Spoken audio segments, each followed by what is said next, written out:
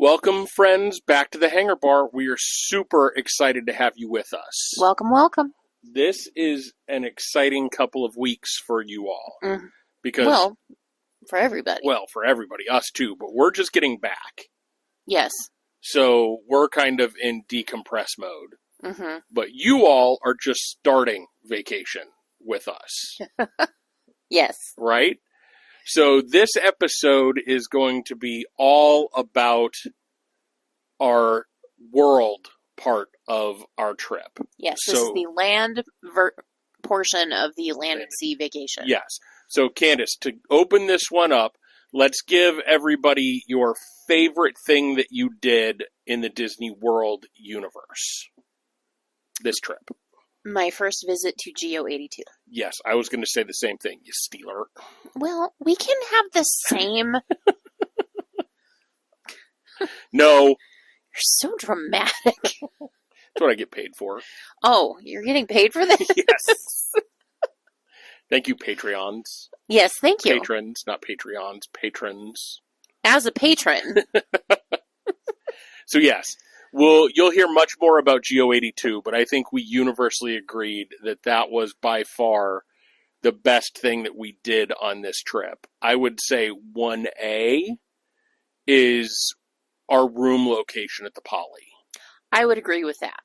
We lucked out on that huge. Yeah, because that is a pretty big resort with lots of different houses and that kind of thing. Mm-hmm. And I can't remember if we talked about it in the After Dark parts of this episode or not, but we were mere steps away from the Great Ceremonial House. Great Ceremonial House, which is the main lobby building. Where you check in, where all the restaurants are there. Yeah. Gift shops, all of that is right there. And we were less than 50 feet from it. Yeah. It was across a walkway and then under an elevated walkway. So, yeah, and we were 2 doors in. So, didn't have to go upstairs, didn't have to find an elevator. It was just great location and a great resort. Yes. Okay, so grab your drink, whether it be coffee if you're listening to this on Monday in the morning, or your alcoholic beverage if you so choose. Hey, vodka can be a morning beverage. It can be. They serve mimosas. That is right. Pogmosas. It also looks like water. Yes. Yes. So yeah, grab your drink, sit back, relax, and enjoy this episode with us. Hey, welcome to Hanging at the Hangar Bar. I'm Scott. And I'm Candice. We're here to chat all things Disney as child-free Disney adults. Stories, snacks, and a little magic along the way. Grab a drink and get comfy and come hang out with us.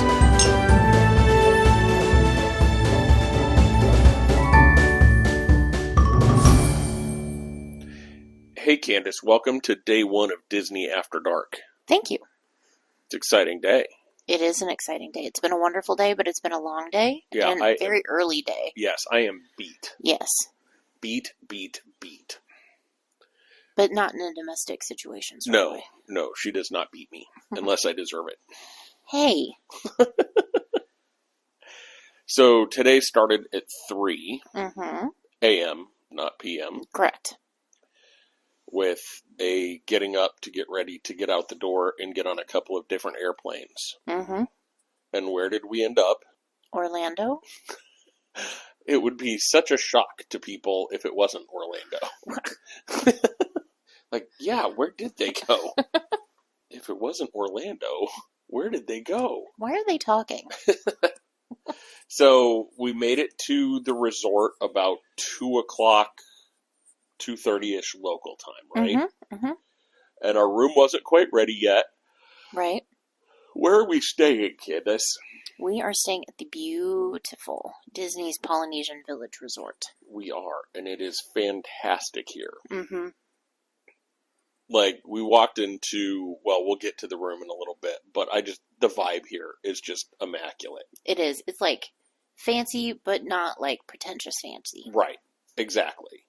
And it's just it's such a laid back vibe. Mm-hmm. Like everything you would hope, like the Polynesian culture would bring. Relaxing and very welcoming. Yeah. And the cast members here have been fantastic. Yeah. From the front desk all the way to every server we've had.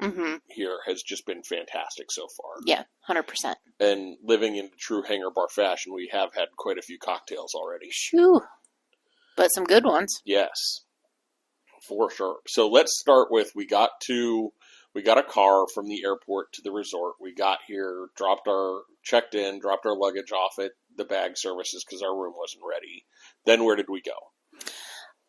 With the kind cast member that checked us in recommended the new Waialua Grill over at the Island Tower, which is the newest iteration of the Disney Vacation Club villa situation here at the Polynesian. So we did walk over there and grabbed a table. That outer area of that place is beautiful. It really is. It's so well done. That whole tower, for all the things that people said about it replacing the luau and taking away from what the poly is because of the 1970s charm that most of it has. They did such a good job on that tower. It fits in so well. It does. I would like to see it in the inside of one of the villas. Yeah, me too. But anyway. And we hadn't really eaten all day, so we had a couple of cocktails and a couple of appetizers. The appetizers that we had were a tuna nacho situation. They were called ahi tuna crisps. And they were like wonton chips with ahi tuna, sriracha mayo, green onions, a soy sauce of some sort, and then an avocado crema. Which was delicious. That was really good. Yeah, the whole thing was just delicious. And then we also had some wings. Crispy chicken wings. That were really good. They also had like a soy sort of glaze on them. Yeah, and the waiter told us afterwards, because we mentioned we liked the spice that came with the tuna dish, that we could have had a couple of the peppers that were with the wings to make those a little spicier, because they weren't spicy at all. No. But they were good. Yeah, they were delicious. Which was your favorite out of the two? I think the tuna. I agree. Yeah, but be prepared. If raw fish gives you the ick, stay away from these because it is raw ahi tuna, but it's like sushi grade, so it's high quality and really, really delicious. Yeah, it really was. So I had a banana old fashioned. Was there something else in the name, or was it just banana old fashioned? Bananas Foster. Yeah, Bananas Foster old fashioned, which was an old fashioned that also used rum. I even liked it. Yeah, it was delicious. I enjoyed the heck out of that. And I had a passion fruit pineapple daiquiri, which was basically a daiquiri made with rum and pog juice. And it was good, and I can't believe I'm getting ready to say this, I liked your cocktail better. Yeah, agreed. I thought yours was good, but I definitely like mine better. And for somebody who's not a bourbon drinker, that's a lot for you to say. That is. Yeah. And then we decided that we would not have another cocktail there, and we would walk over to Trader Sam's outdoor section. Because that was just opening by then, and our room wasn't quite ready yet. So we went over there and had a cocktail. I had a margarita that was really good. And Candice had a 0 proof cocktail. I did, and the kind cast member she checked in with me because when people think 0 proof cocktails, it's like, okay, there's no alcohol in it. But she was very specific and said there's still like 0.02% ABV in this. Right. Are you okay with that? Yeah, very good. Oh, and I forgot to mention at the first place, like, we got our celebration buttons. So they brought us sweet treats. Coconut macaroons, some macarons, some white chocolate situations. Yeah. All because we were wearing our celebration buttons and lays. So they knew we were just getting there, probably. Yep. It was a good start. Yeah, it was a great start. Yep. And then, so we had that drink, and then we came to our room, and then we met some friends for dinner tonight over in Disney Springs. And we went to Chef Art Smith's Homecomin. Yes, we did. And I am a fan of that restaurant. 110%. And I am a fan of moonshine. Who knew? Like, when we've talked about moonshine in the past, and I know that we talked through the menu when we were planning this trip, I didn't think I was going to be a moonshine kind of girl. Because when I think moonshine, my brain automatically goes to somebody sipping corn whiskey out of a jug. Right. And it being strong enough to peel paint. Right. And this may have been strong enough to peel paint, but it was delicious. Right. It really was. We had some watermelon concoction. Mm-hmm. Never the wrong answer. Unless you're allergic to watermelon or something, and then don't. But. Right. And then our waiter also brought us over the blue hooch, which was really good, but like 136 or 140 proof. Yeah, it'll mess you up. Yes, for sure. Mm-hmm. And then we should talk about what we ate there too. Oh, yes. I had a Cuban with some of the best macaroni and cheese I've ever had in my life. That was some stellar mac and cheese. And then I also got a cheddar drop biscuit because I had to. Mm-hmm. Just to try it out. And I had Chef Art Smith's famous fried chicken that came with mashed potatoes and a drop biscuit as well. And I thought it was probably some of the best fried chicken I've ever had. Yeah, I think, I don't say this lightly, but that's some of the best food that I've had in Disney Springs. I would agree. I would put it neck and neck with Morimoto, and that's saying a lot. Yeah, and we've had some really good, like you think about Paleo. Yeah. Think about Morimoto, think about Chef Art Smith's. We've had some really good food in Disney Springs, and this was right up there with it. It was delicious. Absolutely. But it was very comfortable in the restaurant. Good vibe. Some place I think you could go to for a special occasion or not a special occasion, and it's just a good, fun place. Yep, 100%. And our server, Dominic, was amazing. Yeah, one of the 12 original servers that's been there the whole 10 years it's been open. Mm-hmm. Out of the 45 handpicked by Chef Art Smith. Mm-hmm. So I think that's pretty special and pretty fantastic. And then we walked out. It was starting to get a little cloudy and a little dark looking, so we weren't 100% sure what we were going to do next. But we walked over by the hangar bar because we had to. And again, it's themed for Halloween, so it would have been okay. But there was a line probably 25 or 30 people deep. Mm-hmm. They had no idea how long the wait was going to be. Right. And we've been up since 3 o'clock this morning. So we figured there'll be another day, another trip to do the hangar bar. Mm-hmm. It just won't happen on this trip. Right. And that's okay. Yep. Yeah, we'll figure out how to get there. So then we came back to the Poly and went up to Tambu Lounge. Mm-hmm. And had a nightcap with our friends. Mm-hmm. And now we're just back in the room hanging out, almost falling asleep, and it's 8:30. But when you've been up since 3... Yeah, we've done well. Yeah, and neither one of us sleep really well right before we go on a trip. So, no. So yeah, that was day 1. Let's talk about tomorrow's plan. Okay. Just a little bit, so we can then hold ourselves accountable to whether we did it or not. So tomorrow we are in Magic Kingdom. Yep, it's Magic Kingdom Day, and the only thing we really have planned is to leave Magic Kingdom. Yes. And go over to the Contemporary and eat at Steakhouse 71 for lunch. Yes. That's kind of a late lunch, right? It's 1:30, 1:50, somewhere. Yeah, something like that. So we're going to take our time getting around in the morning and not have to worry about trying to rope drop or anything like that. We're really trying to go a little bit slower paced on this trip. Mm-hmm. There's 4 or 5 things in the Magic Kingdom that we absolutely think are must-dos. The Pirates of the Caribbean, the Haunted Mansion, the PeopleMover, Carousel of Progress, the walk down Main Street. Well, yeah. What else? Anything else an absolute have to do? Mm-mm. Fireworks. Yeah. As long as the weather cooperates. Yeah, as long as the weather cooperates. It's September in Florida, so there's lots of chances for rain. So yeah, we'll take our umbrellas along and we'll have a good time. Yep. And no plans for dinner, so I think we're just going to quick service it, and whatever other snacks and that kind of thing. We'll talk all about that when we're laying in bed tomorrow night after we get done with a pretty magical day. Yeah, I agree. Okay, we will see you tomorrow, friends.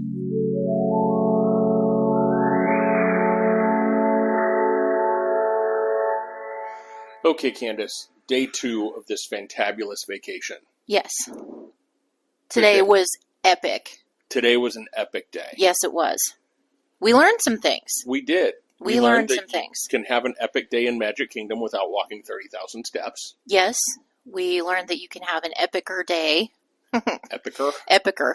New word, TM. We learned that you can have an epicer day in Magic Kingdom, not rope dropping. Yes. And not closing down the park. Right. Nothing against people that do both of those things. No, we're not going to yuck anybody's yum. And Right. if that is your jam, we wish you well. Right. And I kind of came to the realization at the end of the night tonight that for the price of park tickets, it just reiterated and firmed up for me even more that you don't have to do everything to make the $150 worth it. Mm-hmm. Like, now, I think we are saying that with a little bit of privilege in the fact that there's only 2 of us. probably. On this trip, we don't have kids, so we don't have 3 other tickets to have to pay for at the same time. Right. And I get it. It's expensive for a family. But tell me what other entertainment you can go to. We spent 10 hours in the park today. Mm-hmm. Even with the break, we spent probably close to 10 hours in park today. Yeah. Like, factoring taking that out of the day. Mm-hmm. So we spent $15 an hour. Right. You can't go to a movie for that. That's minimum wage. Right. I mean, Like, I'm not saying that to make light of it at all. But right. It's not. I get it. Disney's expensive, all of that. But, mm-hmm.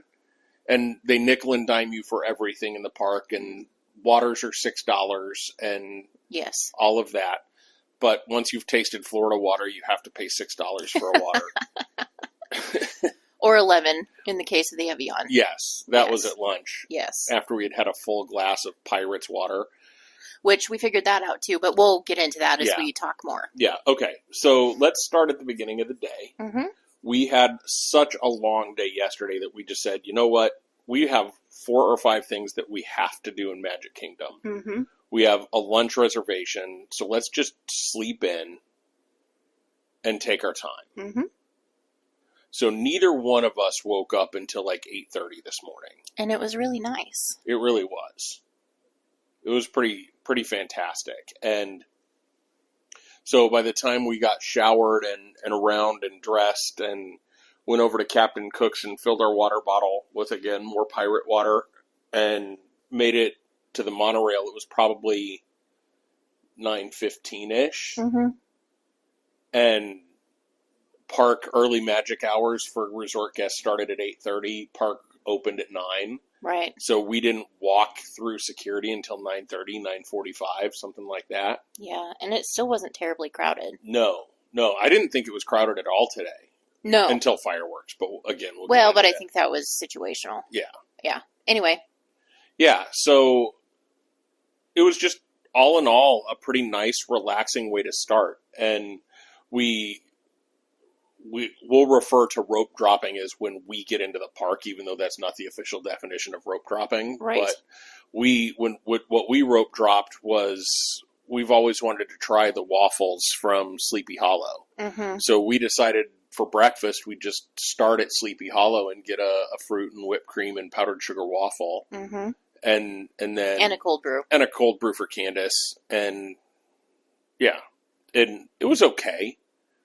Again, one of those things that you hear people talk about, like influencers talk about a lot, and they say it's one of the best things in Magic Kingdom, and I don't agree with that. It was mid. It was mid, but as we've said, and I think we agree with a lot of people that say Magic Kingdom has the worst food. Yeah. Of any of the parks. Yeah, so it was probably good for Magic Kingdom. The bar is not very high. Right. So it could have been fantastic for Magic Kingdom. Right. But not the best. Yeah. So we split that, and then we said, okay, what do we want our first attraction to be? And I suggested Pirates to kickstart the day. Mm-hmm. And as we were walking over there, we noticed that the spring roll cart was open. But we weren't sure because it had a sign up for a bagel sandwich with bacon and egg and that kind of thing. So we didn't know if they were just serving that or if they had the spring rolls. So we marched our happy little butts right over there, and noticed that they did have spring rolls. Yes. So we had a breakfast of champions, a fruit waffle, and then we stopped for cheeseburger spring rolls, which I have now declared are the best quick service / stand food in all of Magic Kingdom. Yes. Without a doubt. Yeah, they are delicious. Mm-hmm. They're rapidly becoming a must-do. Yes. And rapidly becoming one of those things where if they ever decide to get rid of them, I may chain myself to the cart. Okay. And they'll just be like, dude. Okay, we'll open up tomorrow morning without them, whether you're chained to it or not. And you'll be in jail, but that's beside the point. So, yeah, that was our breakfast of champions this morning. Mm-hmm. And that's a great way to start. It was phenomenal. Yeah. A little bit of protein. Yep. And if you don't know the wonder that is a cheeseburger spring roll, it's basically a fried wonton wrapped around a McDonald's Big Mac. Yeah. Or even just a McDonald's cheeseburger, Yeah, and then they give you Mac sauce. The Mac sauce to dip it in. So, yeah, it tastes just like a Big Mac, only fried in a wonton wrapper. Yep. They also have different other second flavors. Like today they had pepperoni pizza was the second one, but we got 2 of the cheeseburger ones and had those. And I would say it is delicious with or without the Mac sauce. Yeah, it's really good. Okay, so then we went over to Pirates. Yes. Everything you hoped it would be? Yeah, we said hello to George. We did. Yeah. I don't know really what else to say. It was Pirates. Yeah. Then what did we do? Then we walked through Frontierland and went to the Country Bear Jamboree. Oh, well. Oh, no, but we did a thing first. Yeah. We saw the Adventure Characters Cavalcade. I think that's what it was called. But it was it was a celebration of Latin American characters for the most part. There were a few that weren't, but they kind of led the way. But Maribel was there. The one we don't talk about was there. Yes. And he waved at me. Yes. A couple of the birds from Three Caballeros were there. It was just overall, Miguel. Yeah, Miguel was there. Miguel was there. It was a super cute little cavalcade that we just happened to come across because we were passing a path and we noticed that the ground was taped off. And they were starting to clear people. Yeah, and cast members were moving people out of the way. So we're like, what's going on? And Scott looked it up on his phone and figured it out. And we were 2 minutes away from it starting. Yeah. So we're like, okay. And it was so cute. Yeah, right where they came out. Yeah. So right where it started. So we spent 2 minutes waiting and then the 5-minute cavalcade or whatever it was. And then just kept marching. But I'll tell you, one of the things that impressed me, and as a theater person, we get told this an awful lot. Start acting when you're in the wings. Yes. So for those that don't know that theater term, the wings are the sides of the stage where actors will gather before they come on stage. Mm-hmm. And if you wait until you're on stage to start acting, people will see you pick up your character. Right. So you have to start acting before you get on stage. And not a single one of those characters came around the corner. They knew exactly where they were going to start being seen. Mm-hmm. And there was not a single person that was not in character when they came around that corner where they could be seen. No, even the cast members that were spotters or helpers or whatever you want to call them were still very engaged in what they were doing. They know their sight lines. Mm-hmm. They know all of that kind of thing, which is it's super impressive. And I know Disney does entertainment right, but it just is one of those things that as a theater person, I noticed. Yes. Which was really cool. Yep. And then we did go to the new Country Bears. Mm-hmm. And dare I say, I like it better than the old Country Bears. What about it makes you like it better? I think it was for me, it was more singable. Mm-hmm. I thought the jokes were better. Mm-hmm. Less dated jokes, probably. More appropriate, maybe. Right. It felt more familiar because they're doing Disney music. Right. Versions of Disney songs, which I know that's one of the knocks against it is it's just putting more IP into the park instead of creating IP. But it's still the Bears. But it's the exact same Bears. Yeah. Just they updated their playlist. Their costumes. Yeah. Mm-hmm. It was super cute. The first time we went to see Country Bears, I didn't catch myself laughing. This time I caught myself laughing. Yes. At some of their jokes and some of their little puns and that kind of thing, which was a lot of fun. One of the animatronics wasn't quite working, which threw us for a little bit of a loop. Yeah, swinging teddy bear didn't drop. Yeah. But that's okay. And then we just kept kind of meandering around, and we came across Mickey's PhilharMagic. Was that next? Or was Small World next? Small World. They're right there next to one another, kind of. So because we came up the hill and it was Small World right there. And... yeah, and we were debating even going on Small World because it's not my favorite attraction. The song gets stuck in your head forever. And we were kind of debating if we wanted to. And then right at the last minute, we were about ready to walk by, and Candice was like, no, we have to make it a must-do because the new verse of the song was in there. So what did you think of that? I loved it. Yeah. And it was right in the room where I figured it was going to be, right at the end where everything's blue and white and sparkly and beautiful. Where the whole world is together being celebrated and all of that kind of stuff. So it was wonderful. Yeah, it was pretty spectacular. And then we went over to Mickey's PhilharMagic, which was really good. Oh, as always. PSA about not being a jerk in the parks. Cast members ask you to move to the end of a row for a reason. Right. Follow instructions. That's very, very important. Yes.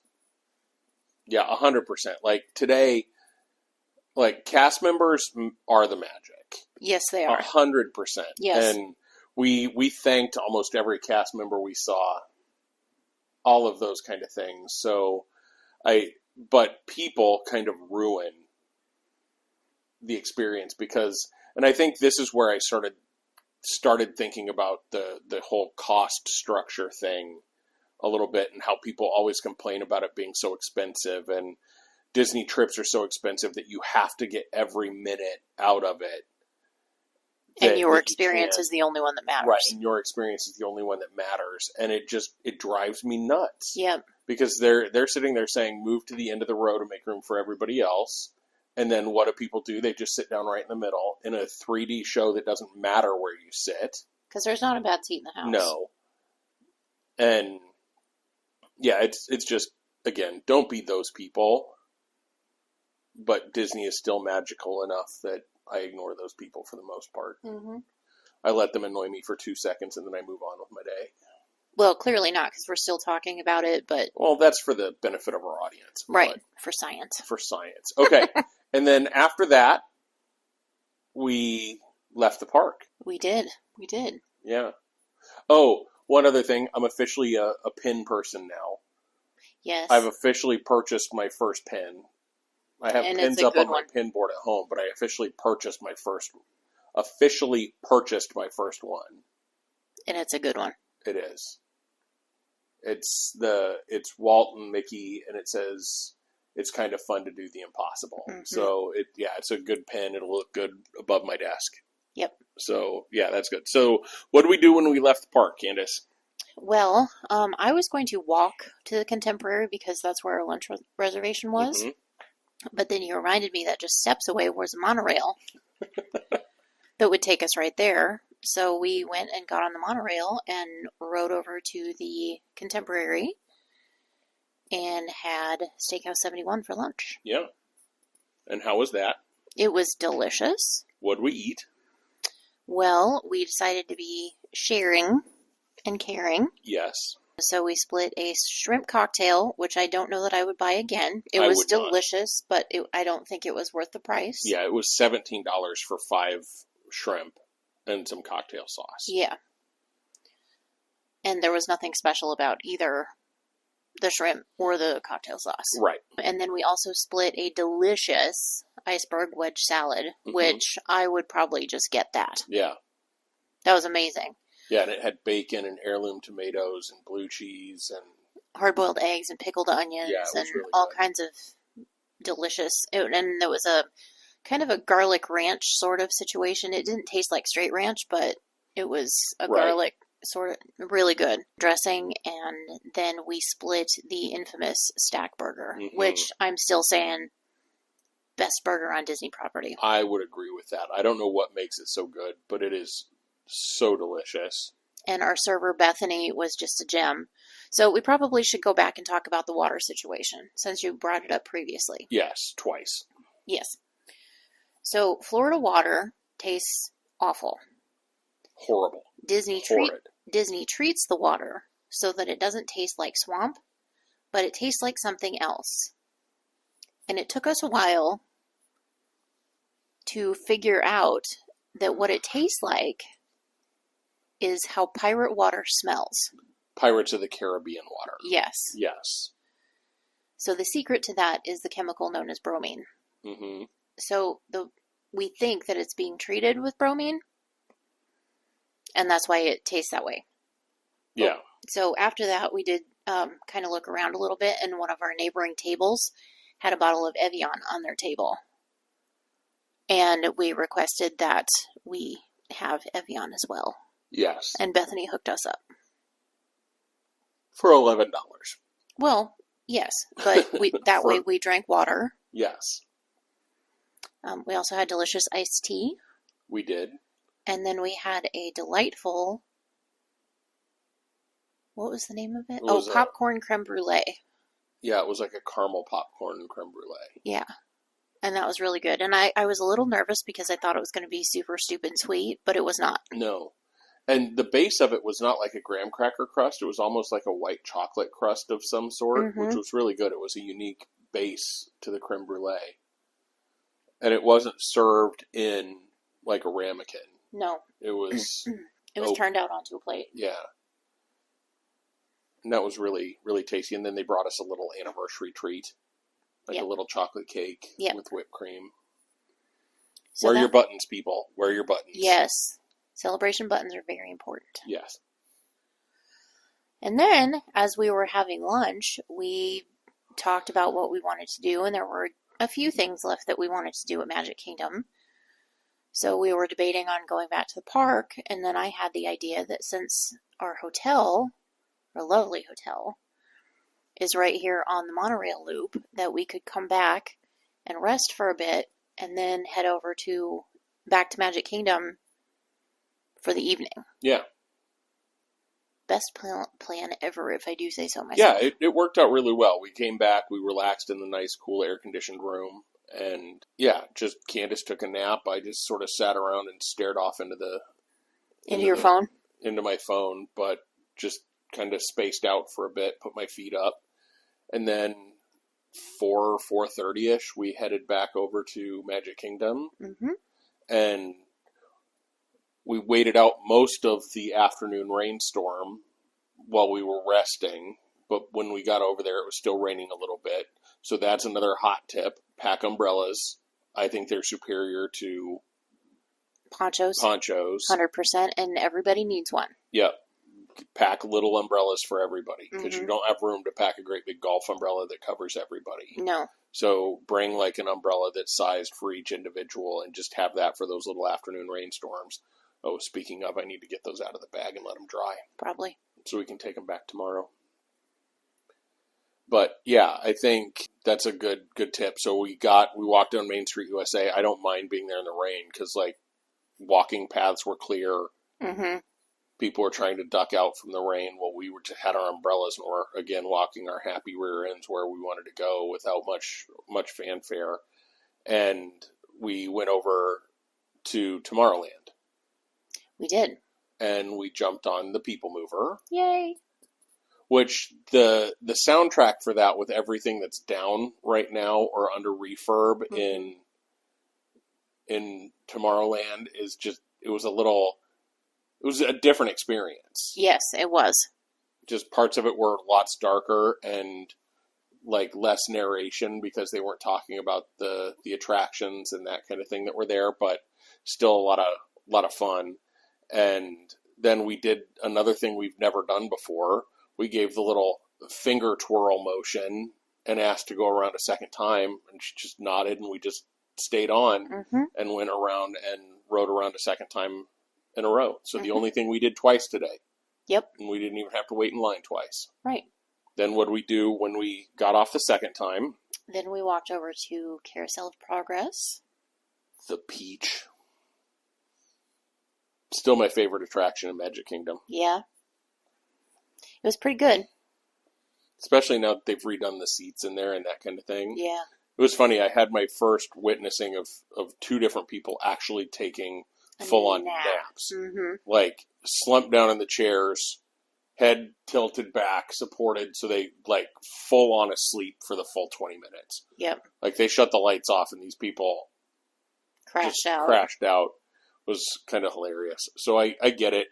Not too much noise for it to be my thing to take a nap right then, and it's too cool of a show with too catchy of a song. Yeah. Agree. Then what? Then, let me see, we went and did a little bit of shopping. Oh, yeah, because we stopped in the restroom, and... We did not shop in the restroom. No. We stopped for the restroom, and while I was waiting for Candice to finish up, I looked into Anti-Gravity's... Star Traders. And I saw a Mickey Mouse hockey jersey that just called to me from outside the store. So I went in to look at that, and they had one that fit me. So, of course, I had to buy it. Of course. Because I don't have enough long-sleeved winter-type shirts. As we come into winter in Nebraska, at least I'll know I have another thing I can wear that doesn't have a hood on it. Right. But that's pretty cool. And then from there, we walked over to Little Mermaid. And got on that. Was that next? Yeah. Yeah, that was next for what is Candice's favorite moment of any attraction. And it's still so good. Yeah. And that attraction is just super cute all the way through. It's a lot of fun. Then, let's talk about Gaston. Okay. For years now, we have railed against Gaston's Tavern and the trash that is that cinnamon roll that they serve. However, we can say with great confidence that Gaston's Tavern has redeemed itself. It has. The winning item is the crème brûlée croissant. And it is a custard-filled croissant. Not the shape, but the dough. And then it has not bruleed sugar on the outside, but they put some sort of a glaze on it, and it's kind of crunchy, but kind of not. Kind of sticky, but kind of not. I don't know what they do, but it's delicious. Yeah. And I'm not a big custard fan. That I liked. Yeah, it was really tasty. And then we had the LeFou's brew. I think we got that pretty late in their operating schedule, and it was thicker than it usually is. It was hard to drink. But especially it was still through tasty. A paper straw. Yeah, but it was still tasty. Yeah. That's the other thing that I would tell people. Like, I get why Disney uses paper straws.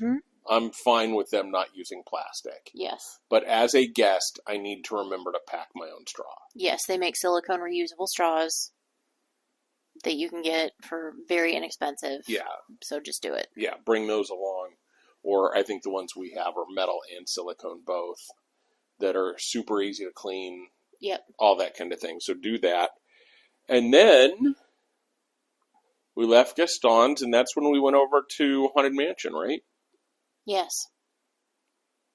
And we got on your favorite attraction, which was our last attraction of the evening, right? Yes. So what did you think of that tonight? Haunted Mansion? Yeah. I still love it. Yeah, it's amazing. And then wrapping up the day, we kind of made it back out to the Castle Hub. Got Candice some popcorn, got me a frozen banana. And then we just sort of sat around. It was almost time for the Starlight Parade. The first iteration of that. Yeah, the first. They do that at 8 o'clock and 10 o'clock. And so we sort of sat there and had an okay seat for that. Yeah. We weren't like up front or anything, but we saw all we needed to see. Yeah. From that. And close enough that you could see the detail and what was going on and hear the music and all of that. So that was fun. And then we kind of crowded our way into fireworks viewing, because where we were watching the parade from would not have been good fireworks viewing because there were trees right in the way. Right. So we kind of worked our way around and found a spot for fireworks viewing.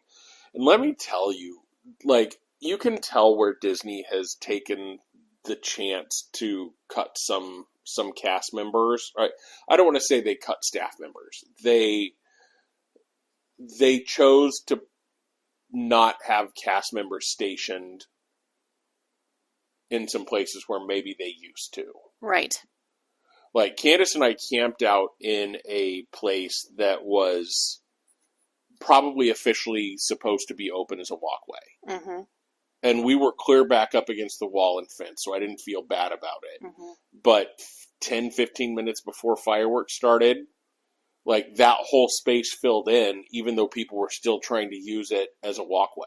Right, and strollers and scooters and you couldn't fit a single stroller through, yet alone people going opposite directions in scooters. Right.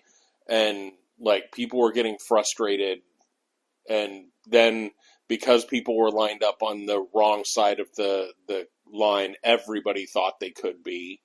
So it ended up just kind of packing in pretty tight. And again, I think we found a good place to watch the fireworks from. Yes, we did.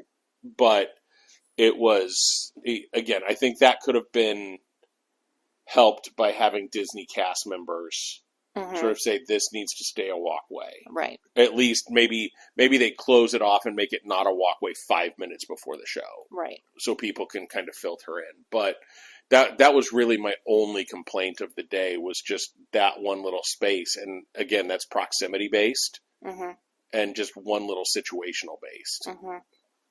And then, yeah, so we came back, and so going back to yesterday, Meg was her name who checked us in? Yes. Meg checked us in at the hotel, and she said, there's 2 ways to get over to Magic Kingdom. Well, 3, because you can walk. Right. You go take the monorail there, bring the boat back. And I didn't even know you could bring a boat back. I thought she was talking about the boat that just took you over to the transportation and the ferry boat. Center. Right. Because then her other suggestion was, when you go to Epcot, just walk over to the transportation and ticket center and grab the monorail that goes on that loop. So I didn't even know you could do that. But we came back and saw resort launches. So we walked over there, and there was just this cute little boat that brought us right back over to the dock at the Poly. And you looked up at the resort monorail. There were thousands of people in line for that. That line probably would have we would have been in that line for a good 30 or 45 minutes. Yeah. We waited 10. Yeah. To get on a boat. Yeah. So explore your options. Yeah, explore your options, and just next time we're here, just know that that's the horrible way to go. You don't want to do that. You want to take the monorail loop. Yes. Everybody but us wants to take the monorail loop. So, yeah, what else do we want to talk about for the day before we sign this one off? I don't know. It was just a great day. It really was. Just overall, a fun day. Like, I think the fact that we took it so relaxed. Oh, that was the other thing that I was going to say, is I think I'm getting to the spot where Magic Kingdom is almost a hop park for me. Like, we probably, if we would have gone balls to the wall, could have just come into Magic Kingdom at 4 o'clock when we did. Still did everything that we wanted to do and see fireworks. And have gone and done something else in the morning. Probably. Because Magic Kingdom is not a park for me that I feel like is an all-day park anymore. Right. So taking a break in the middle of it just seemed to break it up perfectly. And the fact that we had so little on our have-to-do list just made the day feel relaxed. I felt like I was on vacation. Which is important. Yeah. Versus feeling like I have to go because I'm at Disney. I felt like I was on vacation, and that's what I wanted from this trip. You're welcome. Thank you, Candice. Okay, anything else that we want to talk about for tonight? No. Okay, we'll check back in with you tomorrow. It's Epcot Day, food and wine, and it's going to be an early start. It's going to be an early start because you all picked Ale and Compass for us, so we're going to be there at 7:30 in the morning. Yep. See you then.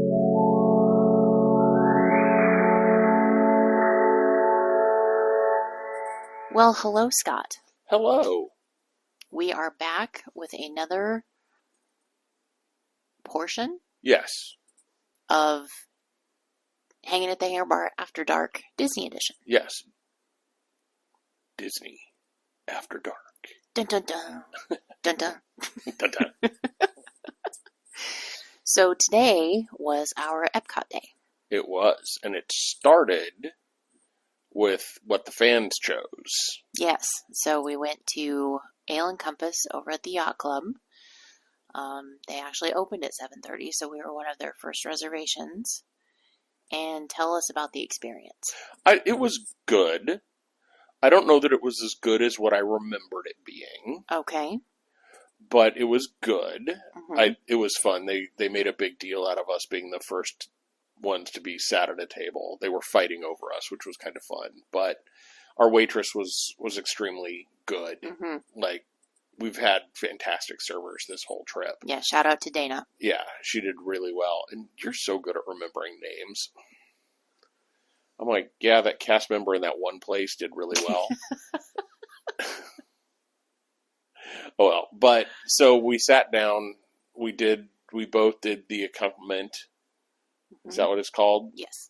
And which comes with an entree and a non-alcoholic regular beverage. Mm-hmm. Plus their buffet thing, like they don't sell it alone, I don't think, but it has like overnight oats. It has yogurts, so you can build parfaits.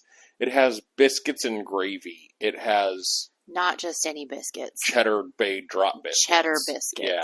They're and amazing. Great sausage gravy and fruits and pastries and the bit. You could make a meal out of that alone. Little butter balls. Yeah, it was. That I think is probably the best part of eating there. Yeah, I would agree. But I got, as per fan request, full disclosure for anybody that listens, we had a tie. My work group picked one thing, our social media picked another. So I picked which one I wanted from those two, which was the crab cake Benedict. Which is actually the one that I had when we were there in December. Yes. And then I had a blackberry... Fizz? Something started with an S. Spritz, which was delicious.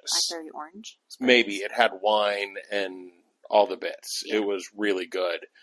That was really good. The crab cakes, I think I'm just not a big crab cake fan. Okay. That might be it. That's valid. This had arugula and like... Lots going on. Why do you put green shit on an Eggs Benedict? For health. It's healthy. Gotta counteract the holidays somehow. Right. Right. So yeah, that's what I had at Ale and Compass. And the food was good. I just, as with everywhere you go a second time, you're maybe a little bit more critical. Mm-hmm. And it didn't live up to what I had hyped it up to be the first time. Okay. Does that make sense? Yes. Would you go again? Sure. Okay. Yeah. I may want to try something other than breakfast. Mm-hmm. I agree. To see how they do. Like, I'd like to go over there for, like, dinner sometime. Yeah, I've never explored their lunch or dinner menus, but, yeah, I wouldn't mind trying that.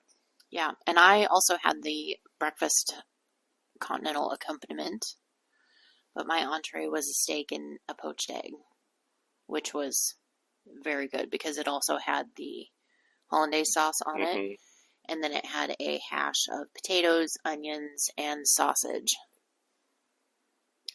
in hash that was really good. And that got my day started with some protein, which I think my body appreciates. Yeah. And then I had a coffee, which, we don't need to talk about that. And then I had a Bloody Mary, which was good. It's not the best Bloody Mary I've ever had. And I don't know that I was in the right frame of mind for a Bloody Mary this morning because it just wasn't hitting all the spots. And usually it's not a problem. Right. So, I don't know. But again, I would go. The cast members were amazing. And it was a good experience. Yep, agreed. Mm-hmm. And then we shuffled our happy little butts on down to Epcot. Yep. Via the International Gateway. Yep. which, coming from Yacht Club, it was a bit further than Beach Club. But not too bad. But not too bad. It's still super easy commute to being right in France. What, 5 minutes? Yeah, probably. Tops? Yeah. Yeah. So we went over to Epcot, got there still during early morning hours before park opened at 9. And we actually did something that I never thought I would ever hear myself do ever. But we did it. We rope dropped Figment. We did. What? It opened, like, I don't know why, I think you just sort of saw it there. And we had heard the trivia that if you close your eyes in the skunk scene, it smells like coffee. Mm-hmm. So, like, I think that's what kind of pulled you that direction. And we thought, oh, let's just get on this during the early magic hours. And it was like 8:55, something like that. And they weren't open yet. Right, they didn't open. Right, they opened up with the park at 9. Yeah. So we just sat there and we were the first person on that attraction. Which we've never done that before either. And again, they made a big deal of that when we walked through the lane as well of happy first people on the attraction. Mm-hmm. Like, thanks. And then we had some pictures taken by the wonderful PhotoPass cast members. And then we went to the Seas with Nemo and Friends. We did. Adorable. That's such a cute ride. And the aquariums at the end with the Nemo characters swimming around with actual fish is always... it's probably pretty simple technology, but it's just a lot of fun. Yeah. Because it looks like they're... Swimming right there with real fish. Yeah, they do such a good job. It doesn't look like a screen, even though you know naturally that it is. Right. But the effect that they use sort of makes it look like they're back with the rest of the fish in a way. So it's a pretty cool effect. But that's one of my underrated attractions. Yeah. I always think it's super cute. Yeah, it's adorable, and it's a good, 10 minutes maybe? And it's just, if you need not to think about something for a while, go on that. Yeah. Yeah. Songs you know, characters you know. And then we actually did another thing that we've never done before, and we actually took the time to look at some of the exhibits in the aquarium. We did, which was kind of neat. Yeah. It's not as big of an aquarium as I would have thought. We didn't see the upstairs. That's true. We didn't go upstairs to see. That might be where the bigger... Because that's where the turtles and the sharks and... Okay. Yeah. Okay. All of that is. But so sometime we'll have to explore those too. Yes. Yep. So then after that, we went over to the Land Pavilion. Yep. Did we do? Yeah, we did that. And of course, we went on Living with the Land. It wouldn't be a day in Epcot without it. No, since we couldn't see the prettiest girl in school. Yep. I just rolled my eyes. I know you all can't see me, but I just rolled my eyes. It may have been loud enough they could have heard it. Maybe. But yeah, so Spaceship Earth is closed for a refurb. We don't know if it's major or minor. I need to do some research on that. If it's major, we'll try and do an episode about it. Yep. Since it's our favorite attraction. Yep. And then we went through the Journey of Water featuring Moana. And they have updated that since the first time we saw it. They have now added musical elements from Moana as you walk through, which I think adds a lot. Yeah, and I don't know if they added that or if we could just hear it better. Like maybe they upgraded the sound system. I didn't remember hearing it at all before. Okay. But it was super new when we were there the first time. Yeah. So. And we've talked about this before. That attraction is so quintessential Epcot. Oh, it so is. Edutainment to the nines. And everybody was in there having a good time. Mm-hmm. Like, there was not a single soul in there that just wasn't completely immersed in what was happening and playing. And you don't necessarily feel like you're learning all the time, but you're learning. Mm-hmm. Like, you're feeling that story around you. Right. It's a beautiful part of the park. It is. It really is. Here's my hot take, though. They put a bathroom in the middle of that attraction, which is a smart idea because you have water running constantly, and people like me that have a 4-year-old bladder and then actual 4-year-olds. Their bathroom in the middle of that attraction was a single stall, multi-sex. So It was any gender? Yeah. Oh. You go into it, there was a toilet and there was a urinal. A urinal against the wall and a toilet. And just one door. Oh, that's weird. Yeah. For the number of people that they shoved through that attraction, now a very small subset of that is probably going to end up needing the bathroom. But if you have a little kid that's got to go and they're 7th or 8th in line, they're not going to make it. Right. I mean, there's some not too far away from there, but I get not wanting to leave the exhibit. And I actually saw quite a number of people head back that direction while I was waiting for you. Yeah, I ended up like second in line.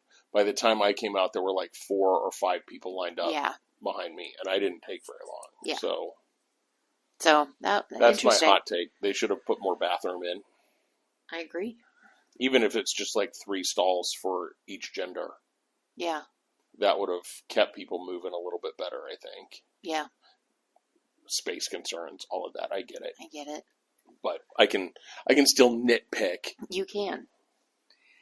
And then the next thing that we did was we went and said hello to Walt. We did. I was really surprised because the last couple of times that we've been there, of course, we go and see him every single time and say, thank you for inviting us to your park. It's wonderful. We love you. They've always had a PhotoPass photographer there. Yep. Snapping pictures and what have you. There was no photographer in sight today. Mm-hmm. That concerns me. Why does it concern you? It concerns me because it is Walter's park. Mm-hmm. And I think his statue needs to not be forgotten about. And I kind of feel like it is being that way. Yeah, I can see that because there weren't a whole lot of people around it. No. Like, we had to wait for one other group to get their picture taken, and then there was somebody coming up behind us that, like, we helped each other take pictures because there wasn't a PhotoPass photographer there. Right. So I wonder if they have somebody sitting there during busier park times, but... That could be. Like, we were still fairly early in the day. Yeah. Before people started hopping in. Yeah. Maybe I don't know. They start putting somebody there when... I just found that really weird. Yeah. Maybe they put somebody there when booths start opening, or when... That could be. When... World Showcase starts opening. Yeah. But that just kind of bothered me a little bit. Yeah. And then... Perfection happened. We got to experience the wonder, and I'm not overselling it when I say that, the wonder that is GEO-82. I swear to you in this moment and to all that is holy, GEO-82 can have every penny of every dollar I've ever made. Okay, so we're not retiring anytime soon. As we just had a conversation about wanting to retire as soon as possible. Yes. So I can give all my money to GEO-82. Of course. Yeah. So for those of you that are not aware, GEO-82 is the brand new 21 and over only lounge that is on the backside of Spaceship Earth, located in Project Tomorrow. Mm-hmm. It is beautifully appointed. It's kind of retro. It's got the original Epcot feel to it, which is the shtick. Yeah, it's meant to pull you back to 1982. Yes, and it does a very good job, from furniture to the carpet to the light fixtures to everything. Yeah. It was amazing. There were craft cocktails available. There was wine. There was beer. They have a great bourbon selection. It's not a huge bourbon selection, but it's a great bourbon selection. Yeah, if you know what you're doing with bourbon, you're going to be okay. Yeah. Yeah. They had 4 different Disney blends or Disney barrels that you could do as a tasting, and I did that in addition to the brown butter old fashioned, which tasted nothing like bourbon to me. It was fantastic. It did taste a little bit of bourbon to me, but I'm very sensitive to that flavor. Yeah. But I liked it, and I would probably order myself one of those. Yeah. I had a peach whiskey smash, which I didn't think tasted like whiskey. It was very oral and floral and herbaceous, and very refreshing. And it came with this little cookie with some sherry mascarpone and a little blob of peach jam. And the deal was that you were supposed to eat a bite of the cookie and take some of the drink. And it was just fantastic. Just Davoon. And then we had a charcuterie board. Maybe the best charcuterie board I've ever had. It had Iberico pork. It had some sopressata. It had another kind of meat. Wagyu beef. It had like just some regular baguette. It had some cranberry bread situation. It had honeycomb. It had 3 different kinds of cheese. Yep. It had some, I think it was apricot jelly or jam. And then it had something that I had never actually heard of. But it was a pecan green olive brittle. My friends, when I tell you that that has taken the place of my beloved Disney popcorn as my favorite Disney snack, I'm not kidding. Too bad you can only get it on that charcuterie board. I know.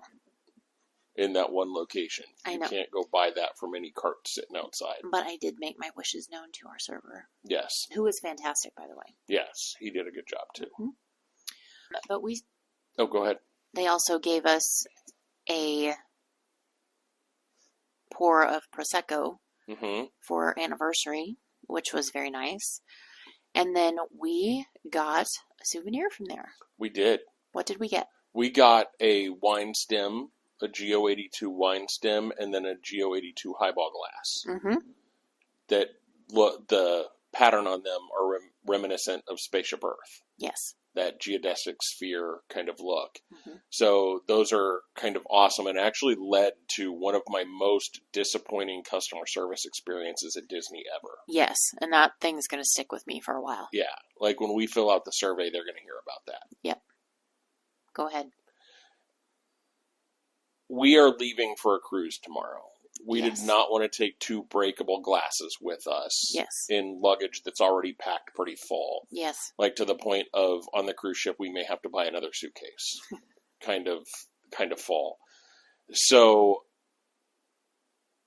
our server at GEO-82 confirmed that we could ship them. We could go to one of the gift shops and they would ship them for us. So we're like, great. We pay for them and we take them right to the gift shop that they said, like, less than 5 minutes after they confirmed. Right. And we walk in and we're standing there and the guy comes out and helps. And, oh, we just got a call about this. I don't know what to do. And then basically just runs away. I think going to look for manager person or whatever, who happens to be on break at some party or something. I didn't catch all of what happened. There was a lot going on. There was a lot. But then the guy that was helping us kept interrupting the guy who was working next to him, who was helping other guests and that kind of thing as he was trying to figure it out. Yeah, it was just bad customer service. Very, very un-Disney. And like when they were having us fill out the address label, because that's the only thing he knew that they were going to need, he had us putting wrong addresses on it. He didn't know how to fill that out.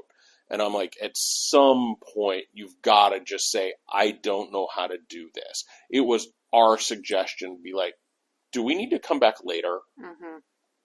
Like that I don't know how to do this. I am very, very big on, if you don't know how to do it, that's fine. I can come back later when there's somebody here that can. I would not have counted that as a bad customer service experience. No, but what we got. But just basically, I don't know what's happening. Like, we interrupting other guests trying to check out. Like, just basically running away without talking to us, just talking to the person that was next to him. And it was just horrid. Mm-hmm. So I'm like, let's go over to guest relations and just see if they can do it. Mm-hmm. So we walk up to a plaid coat sitting right outside of guest relations and say, hey, can we ship this in guest relations? They said, like, the bar said we could ship it home. The gift shop had no clue how to do it. Mm-hmm. So I'm wondering if we shouldn't come here. He's like, no, we can't do it here. All we can do is postcards. But they might be able to do it over at the creation shop. Mm-hmm. And I'm like, might?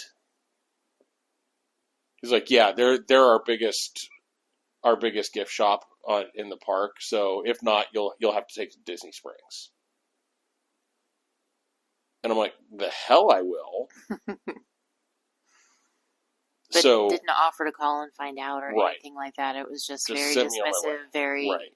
very un-Disney. Right. They were very much more concerned about the conversation they were having than Yes. trying to help us figure out how to solve our problem. So it all kind of flipped, though, because we went up to the creation shop because we were walking that direction anyway. And I pop in there, and the first person is sitting at one of those little kiosks where they are saying, like, when you do mobile checkout, they're checking to make sure that the stuff you're taking out of the store is the stuff that you paid for, all of that kind of stuff. And I asked, can I ship this here? And she's like, yeah, just get in line, go over there, and they'll do it for you. So I get in line. I'm like, well, I've heard this story before. But I get in line, and I go through, and this very nice lady ended up helping me. And I see her instantly start to panic when she sees where the bag is from. She's like, oh, this is a seasonal item. I don't know if we can ship this or not.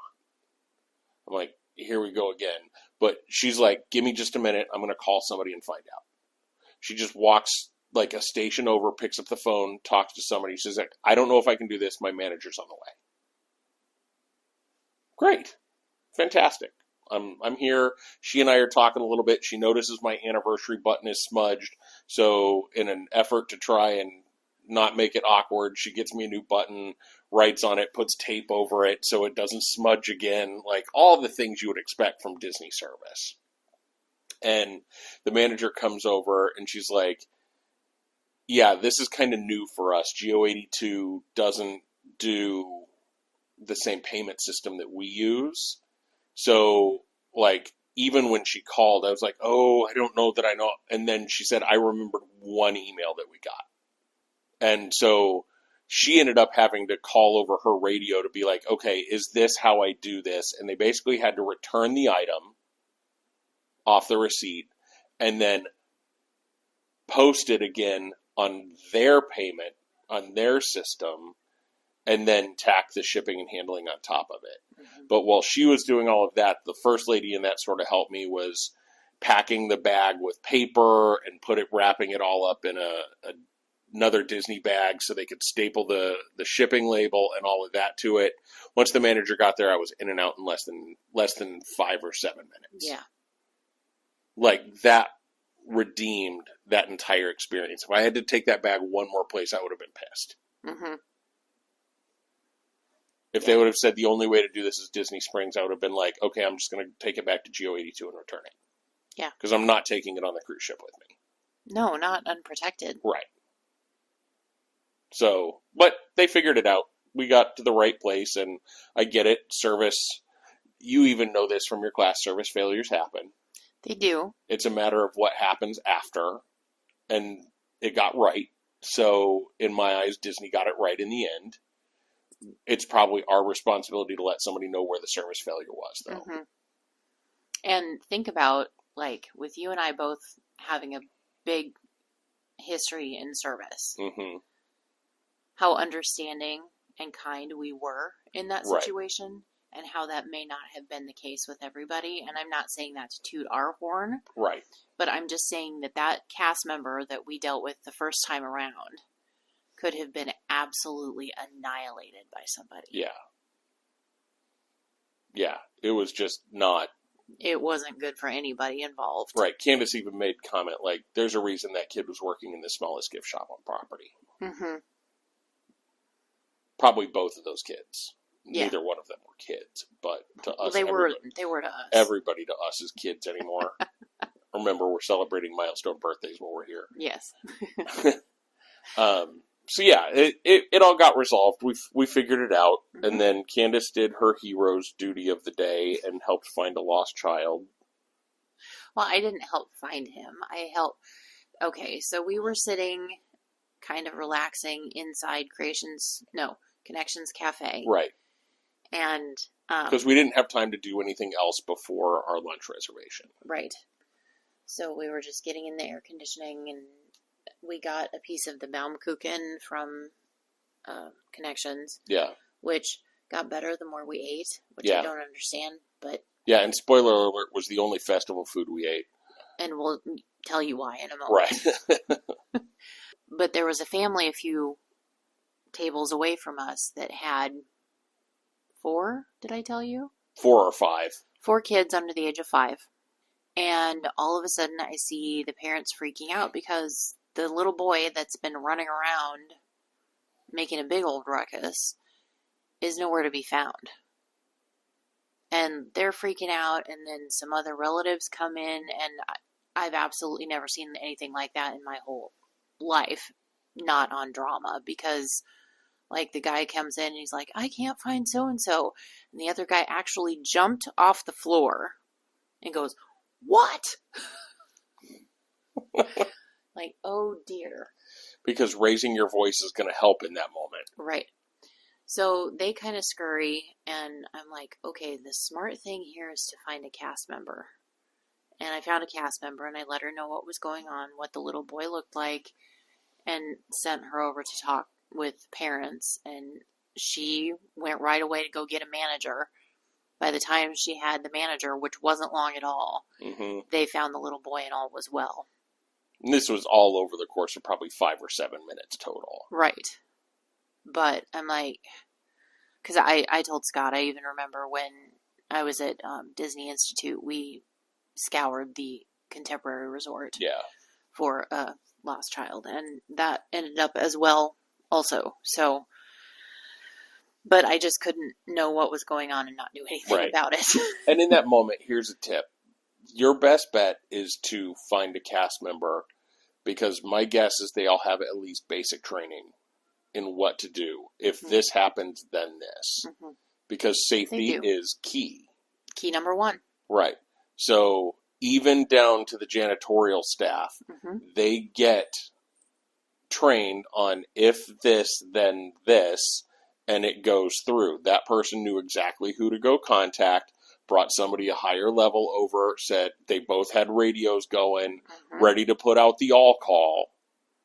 Because I told Candice, I'm like, even in that, like, I don't want to join the search because all I'm going to do is bring chaos. Right. They don't know me from Adam. I don't know, like, if I look at something, how do I block it off to where the kid doesn't show back up in that spot, and I say it's cleared and it's not. Yeah. Like, all of those kind of things, those are the kind of things that Disney will get the right people involved. Right. So. But it's hard not to want to help. It is, 100%. But sometimes the right way to help is just tell someone else. Yep. So. And I did. Yep, that's what you did. Yep. So that was a little adventurous. Yeah. And then we that took long enough that we actually had our lunch reservation. Yeah, we were going to go into Club Cool, and then I looked down at my watch, and I'm like, oh, crap, we've got to go. Yeah. And our lunch today was on the restaurant side of Space 220. Yeah, what'd you think of that experience? It was an interesting experience. I'm really glad we did it. The food was good. Not great, but good. I would go again with someone that's never been there before, but it's a one and done for me otherwise. Yeah. I would go back to the lounge again. The lounge, I think, has better food. Okay. And the lounge is just more of a laid-back kind of feel. Okay. But you get the same experience, even just waiting and sitting at the bar. I had so much fun on my solo day doing that. Just sitting at the bar, chatting with the bartender or whatever. Like, that to me would be the way to do it. I don't need to go back and do the preview menu again. Okay. Well, again, if somebody's like, I really want to do this when we're with them, sure. I'll go. And it's fine. But and the we'll food, ask for Claire. Yeah. Yeah, the food was good, not worth the $55 pre-fee price tag. Lunch menu. Yeah. Dinner's $80 too. Ooh. No. Because you get 3 courses. You get dessert as well. Yeah. So dessert's worth $25? Apparently. Jesus. But yes, that was a special event. And then we kind of walked around our World Showcase, and we were both so full, which is exactly why neither one of us got anything else from a food booth, aside from We did share a strawberry kakigori. Yes, we did. From Japan, and that was delicious. It was really cold and nice and refreshing. And it was one of those spots where we were feeling very hot. And yeah. So, yeah, we just were walking around World Showcase a little bit. And, like, we had talked about at lunch, like, do we really need to stay for fireworks tonight? Like, is there anything else we have to do?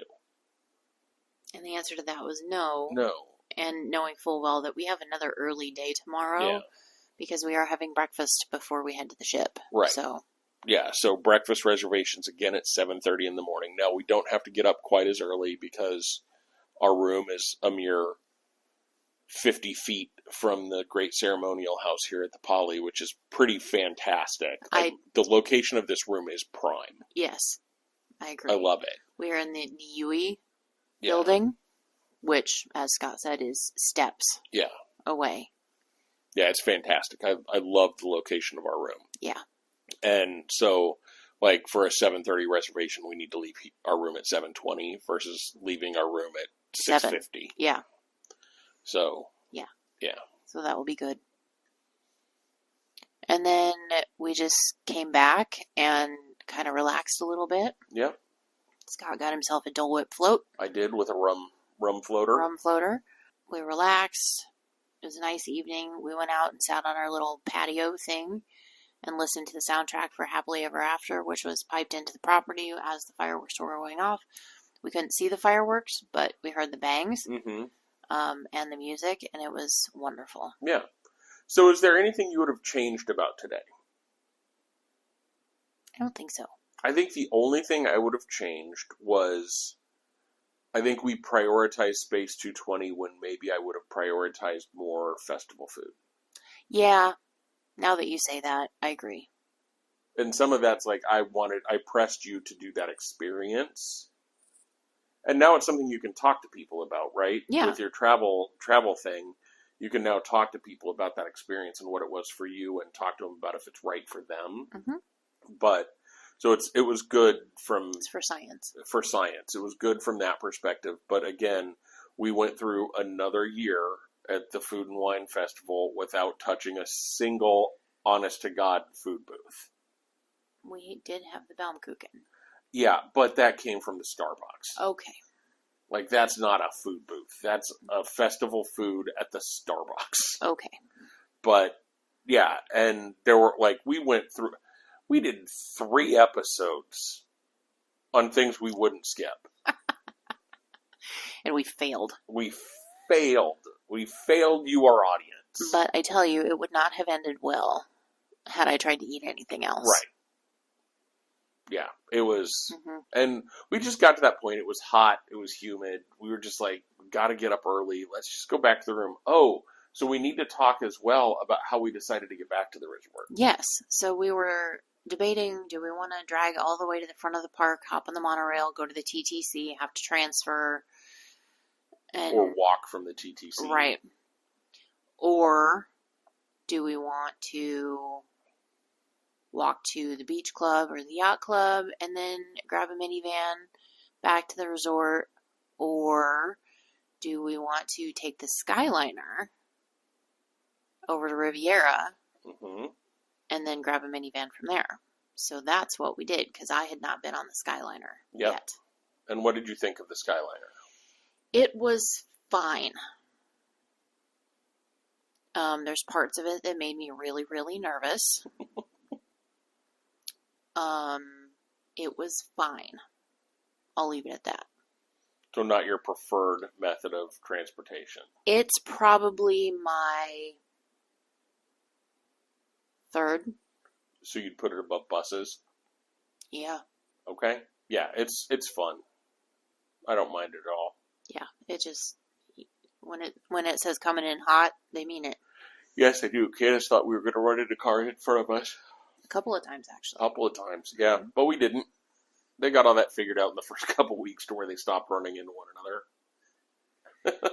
But I will say the Riviera Resort is a beautiful resort. And it is. I wouldn't mind staying there sometime. But yeah, that was the other reason why we decided to do that, is just neither one of us has ever been over to the Riviera. And That's the Riviera is where they have those mosaics. One is the Tangled mosaic and one is the Peter Pan mosaic. There may be others, but those two for sure were beautiful tile work. Mm-hmm. And the lobby of that hotel was beautiful. And yeah, and then your most preferred method of transportation is always minivan. Always. 100%. Mm-hmm. Oh, let's call out. We also need to do our Google reviews for our server at Space 220. Yes. Claire was fan-freaking-tastic. Yes, she was. She was the one that, like, elevated that experience from maybe below okay to okay plus. Yes.